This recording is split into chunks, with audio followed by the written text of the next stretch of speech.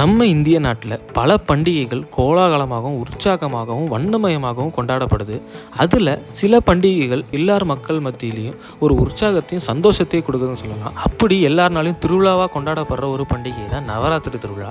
இந்த காணொலியும் ஒரு நவராத்திரி திருவிழாவை பற்றி தான் இருக்க போகுது. அடுத்த 8 நிமிஷம் கர்நாடக மாநிலம் மங்களூரில் நடந்த ஒரு விமர்சனம். நவராத்திரி திருவிழாவுடைய கடைசி நாள் என்ன நடந்துச்சு, அங்கே மக்கள்லாம் எந்த அளவுக்கு சந்தோஷமாக இருந்தாங்க, அங்கே எந்த அளவுக்கு கொண்டாட்டம் நடந்தது, வழிபாடுகளும் பூஜைகளும் நடந்த அந்த தெய்வத்துக்கு அந்த 9 நாள் கழிச்சு மறுநாள் என்ன ஆச்சு அப்படின்றது எல்லாத்தையும் இந்த வீடியோவில் பார்க்கலாம். வாங்க வீடியோக்குள்ள போகலாம்.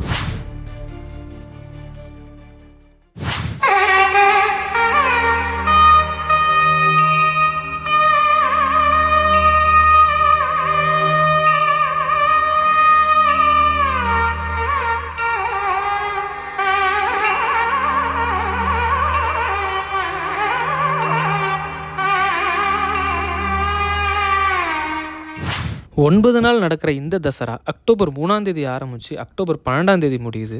அந்த 9 நாளுமே இந்த ஊர் மொத்தமும் ஒரு திருவிழா கோலமாகவே தான் காட்சியளிக்கும்.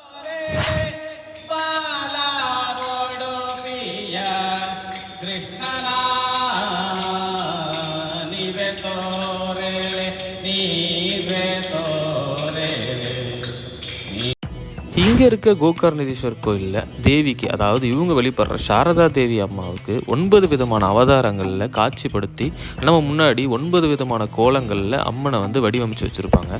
முக்கியமாக 9 விதமான கோலங்கள், அதாவது 9 விதமான அவதாரங்களில் துர்கை அவங்க காட்சி அளிக்கிறப்போ அதை பார்ப்பதற்கே ஒரு அற்புதமான காட்சியாக இருக்கும், அழகாகவும் இருக்கும்.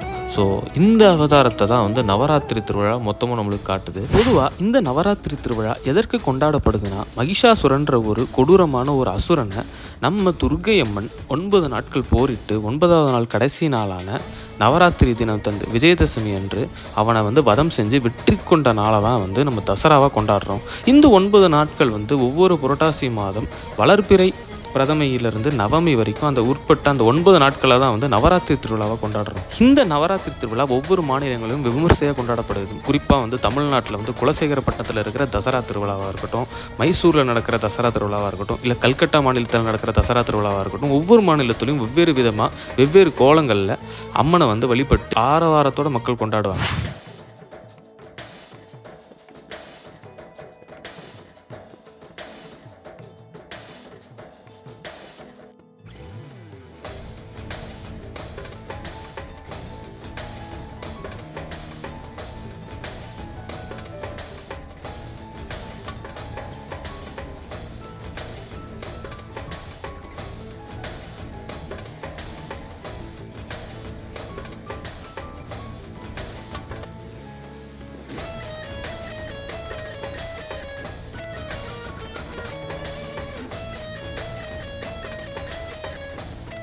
இப்படி மிக விமர்சையாக 9 நாட்களுமே தடபுடலாக ஆரவாரத்தோட மகிழ்ச்சியோட வழிபட்டு வந்த அந்த அம்மனை நம்ம விநாயகர் சதுர்த்திக்கு வழிபட்டு விநாயகரை கடலில் கரைக்கிற மாதிரி அம்மனையும் அந்த குளத்திலேயே கரைச்சிட்றாங்க.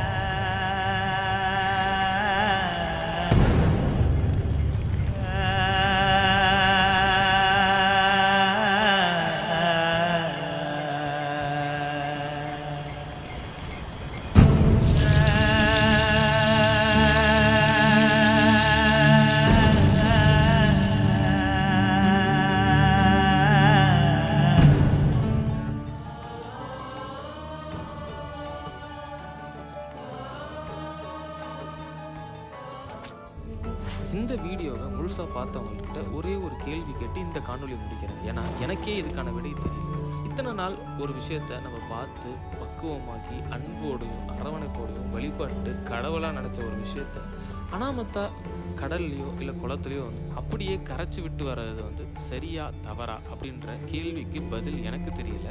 உங்களுக்கு தெரிஞ்சால் இந்த வீடியோவோட கமெண்ட்டில் மென்ஷன் பண்ணுங்கள். ஸோ அவ்வளவுதான். வீடியோ பிடிச்சிருந்தா லைக் பண்ணுங்கள், ஷேர் பண்ணுங்கள், சப்ஸ்கிரைப் பண்ணுங்கள் மக்களே. பாய்.